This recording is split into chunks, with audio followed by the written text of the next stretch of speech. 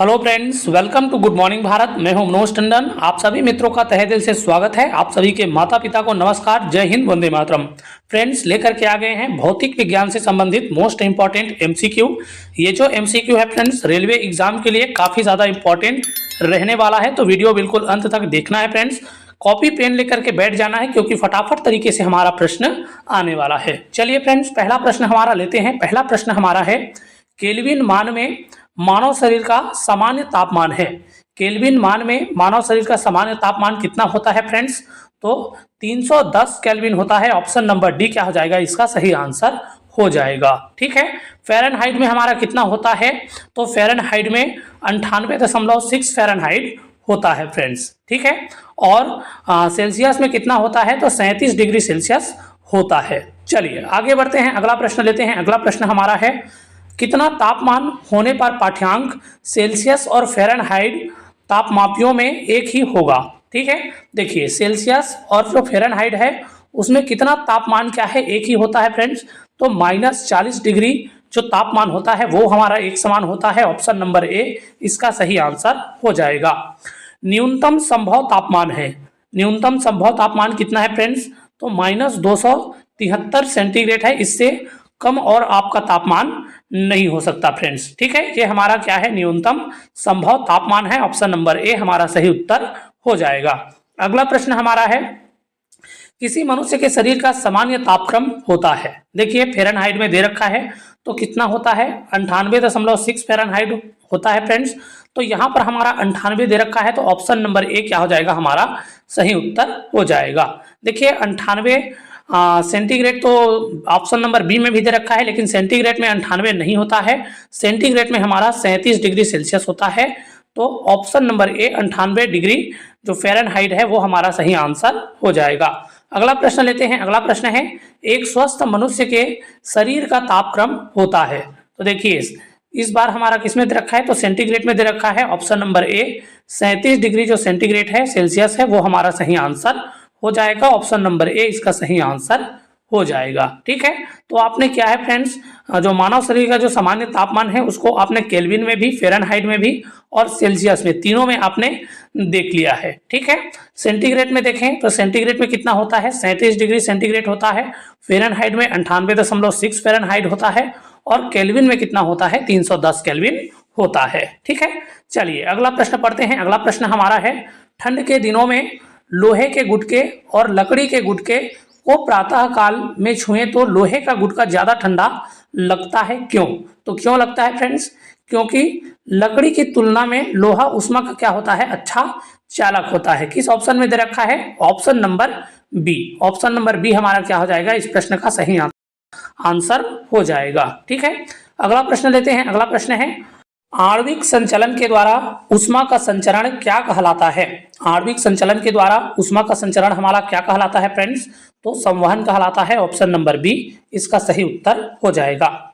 निम्नलिखित द्रवों में कौन सा ऊष्मा का बहुत अच्छा चालक है? ऊष्मा का कौन सा द्रव है जो बहुत अच्छा चालक है फ्रेंड्स? तो पारा हमारा सही उत्तर हो जाएगा। ऑप्शन नंबर ए इसका सही उत्तर हो जाएगा। ग्रीष्म काल में हमें सफेद वस्त्र धारण करने के लिए सलाह दी जाती है, क्योंकि सफेद वस्त्र धारण करने के लिए ग्रीष्मकालीन समय में सलाह दी जाती है। तो क्यों दी जाती है फ्रेंड्स? क्योंकि जो सफेद वस्त्र होता है वो ताप का क्या होता है? कम अवशोषक होता है। ऑप्शन नंबर सी इसका उत्तर हो जाएगा।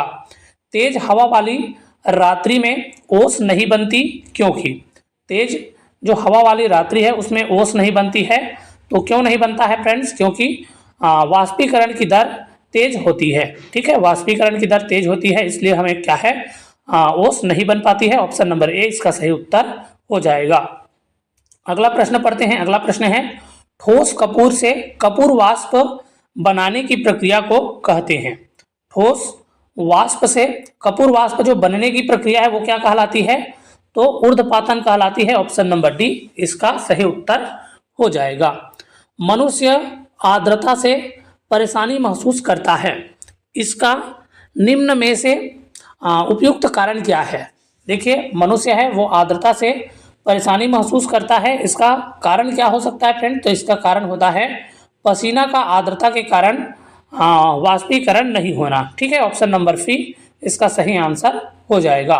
पसीना का आर्द्रता के कारण क्या है, वाष्पित नहीं होना इसका उत्तर हो जाएगा।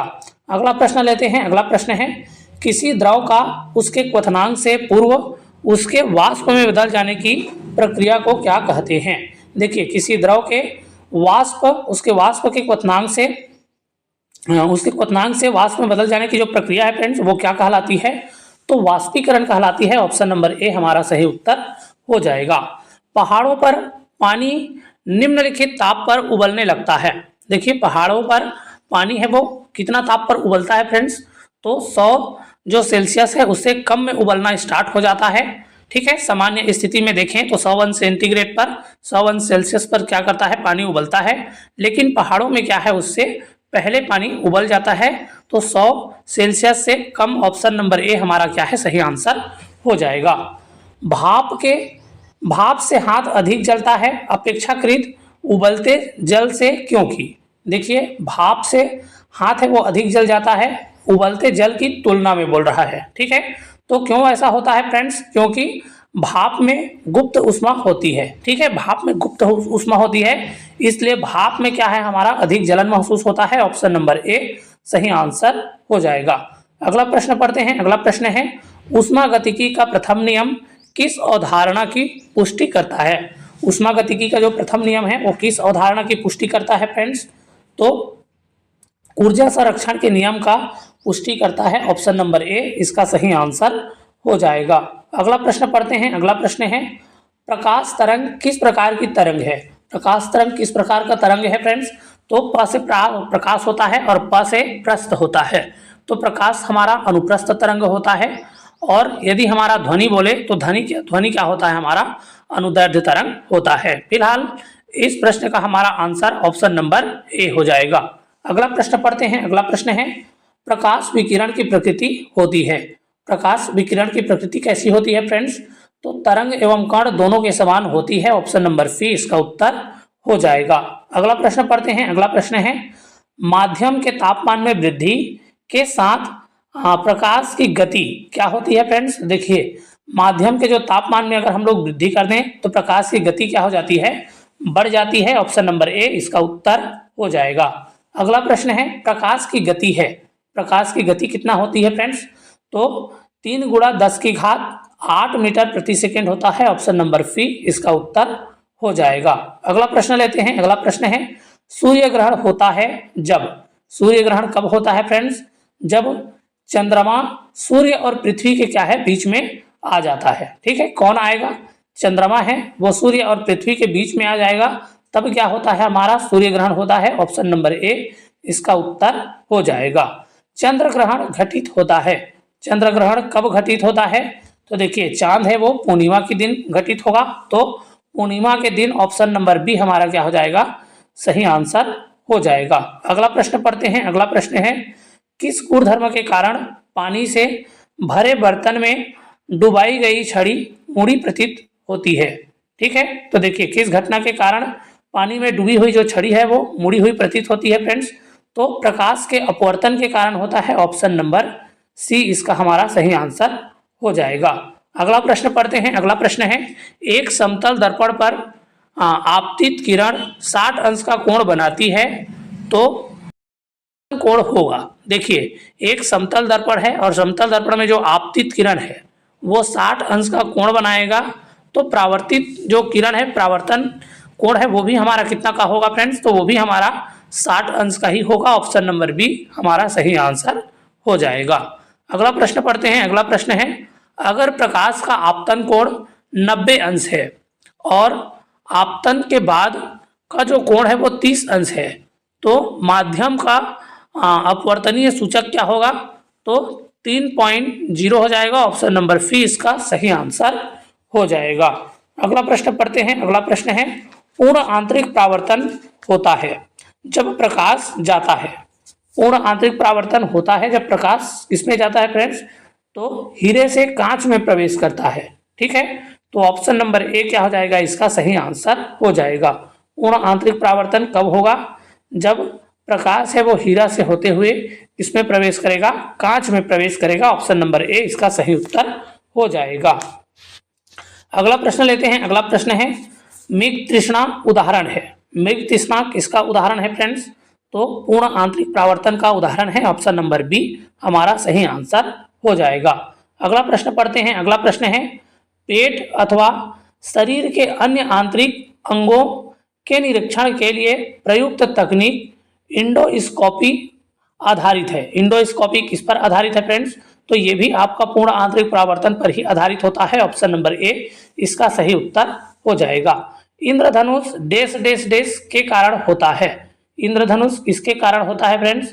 तो प्रकाश के प्रावर्तन एवं अपवर्तन दोनों के कारण होता है। ऑप्शन नंबर डी हमारा सही उत्तर हो जाएगा। ठीक है, प्रावर्तन एवं अपवर्तन ही इसका उत्तर होगा। ऑप्शन नंबर डी इसका उत्तर हो जाएगा। अगला और हमारा अंतिम प्रश्न लेते हैं फ्रेंड्स, आकाश का रंग नीला प्रतीत होता है क्यों? ठीक है, आकाश का रंग है वो नीला प्रतीत होता है, तो क्यों होता है फ्रेंड्स? प्रकाश की प्रकीर्णन के कारण होता है। ऑप्शन नंबर सी इसका सही उत्तर हो जाएगा। तो ये था फ्रेंड्स भौतिक विज्ञान से संबंधित मोस्ट इंपॉर्टेंट एमसीक्यू। उम्मीद है वीडियो आपको पसंद आया होगा, हेल्पफुल लगा होगा, नॉलेजेबल लगा होगा। यदि वीडियो आपको हेल्पफुल लगा है, नॉलेजेबल लगा है, तो वीडियो को लाइक शेयर कर देना है फ्रेंड्स, और आगे इसी प्रकार की जानकारी के लिए चैनल को सब्सक्राइब कर लेना है। चलिए फिर मिलेंगे ऐसी ही वीडियो के साथ, तब तक के लिए स्वस्थ रहिए, मस्त रहिए और एकदम शानदार तरीके से, एकदम जबरदस्त तरीके से पढ़ते रहिए। नमस्कार, जय हिंद, वंदे मातरम।